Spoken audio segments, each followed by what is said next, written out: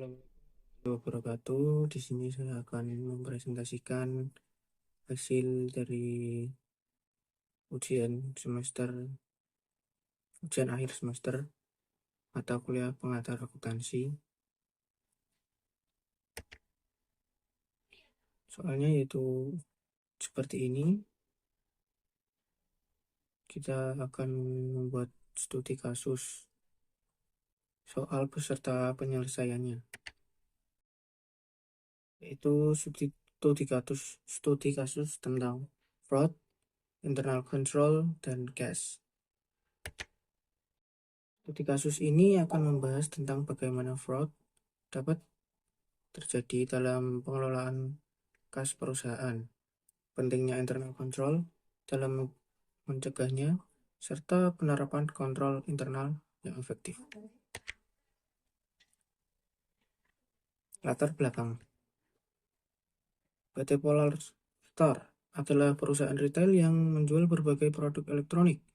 Perusahaan ini memiliki cabang di beberapa kota besar di Indonesia. Dalam beberapa bulan terakhir, manajemen perusahaan mendapati adanya kecurangan dalam pengelolaan kas di salah satu cabangnya. Beberapa transaksi tidak sesuai dengan catatan dan terjadi kelebihan kas yang tidak dapat dijelaskan. Selanjutnya, kasus. Salah satu kasir di cabang PT Polar Star diduga melakukan kecurangan dalam pengelolaan kas. Sebagai auditor internal, diminta untuk menyelidiki kasus ini dan memberikan rekomendasi untuk memperbaiki kontrol internal yang ada. Temuan awal. 1. Kasir tersebut memiliki akses yang tidak terbatas ke kas cabang. 2. Beberapa transaksi penjualan tidak tercatat dengan benar atau tidak dicatat sama sekali. 3. Terdapat kelebihan kas yang tidak dapat dijelaskan dalam pencatatan harian. Selanjutnya, analisis tambahan. Yang pertama, kasir yang bersangkutan memiliki kontrol yang minim terhadap pengelolaan kas dan mungkin telah memanfaatkan kelemahan sistem ini untuk melakukan kecurangan. Yang kedua, prosedur pencatatan dan rekonsiliasi harian perlu diperketat untuk mencegah terjadinya kecurangan. Selanjutnya yaitu rekomendasi supaya menghindari kecurangan. Yang pertama, pembatasan akses.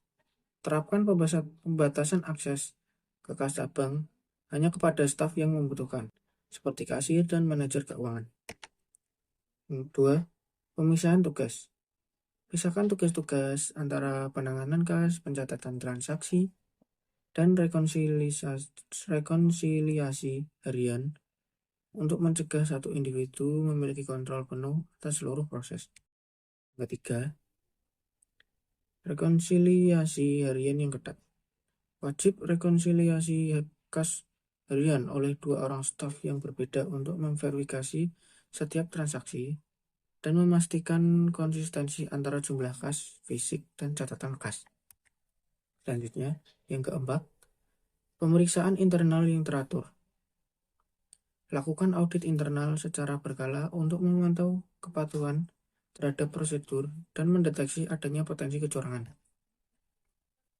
Selanjutnya, kita bahas contoh soal. Soal pertama yaitu apa yang dimaksud dengan fraud. Kedua, mengapa kontrol internal penting dalam mencegah fraud. Ketiga, berikan 3 contoh kontrol internal yang dapat diterapkan dalam pengelolaan kas perusahaan. 4. Mengapa pemisahan tugas merupakan prinsip penting dalam pengendalian internal. 5.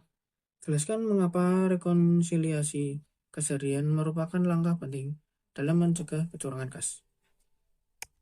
Selanjutnya yaitu jawabannya. Jawaban soal nomor 1 yaitu fraud adalah tindakan menipu, menyalahgunakan kepercayaan, atau melakukan penipuan untuk memperoleh keuntungan pribadi atau merugikan orang lain atau entitas. Jawaban nomor 2 yaitu kontrol internal penting karena membantu mencegah, mendeteksi, dan mengurangi risiko fraud serta memastikan kepatuhan terhadap kebijakan dan prosedur perusahaan. Selanjutnya, jawaban soal nomor 3. Contoh kontrol internal yang dapat diterapkan dalam pengelolaan kas perusahaan meliputi pembatasan akses ke kas, pemisahan tugas antara penanganan kas dan pencatatan transaksi, rekonsiliasi kas harian oleh dua staf yang berbeda, dan pemeriksaan internal yang teratur.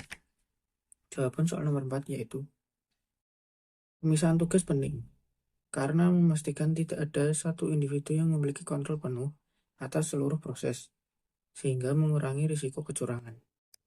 Jawaban soal nomor 5 yaitu rekonsiliasi kas harian penting karena memastikan konsistensi antara jumlah kas fisik dan catatan kas, serta mendeteksi adanya ketidaksesuaian yang dapat mengindikasikan kecurangan atau kesalahan pencatatan.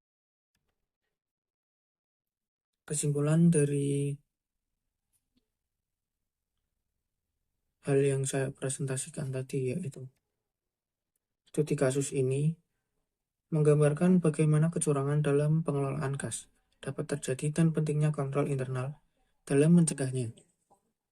Dalam kasus ini, kelemahan kontrol internal memungkinkan seorang kasir untuk melakukan kecurangan dan pengelolaan kas cabang perusahaan. Kontrol internal yang efektif sangat penting dalam mencegah fraud dan menjaga keandalan informasi keuangan perusahaan. Beberapa prinsip kontrol internal yang diterapkan dalam kasus ini meliputi pembatasan akses kas, pemisahan tugas, rekonsiliasi kas harian, dan pemeriksaan internal yang teratur.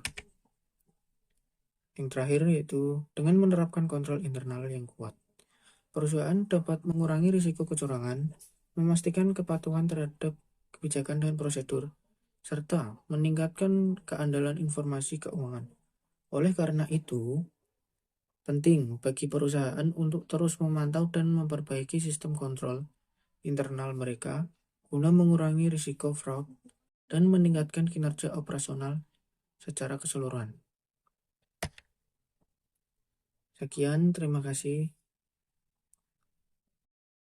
presentasi dari saya. Kurang lebihnya mohon maaf. Wassalamualaikum warahmatullahi wabarakatuh.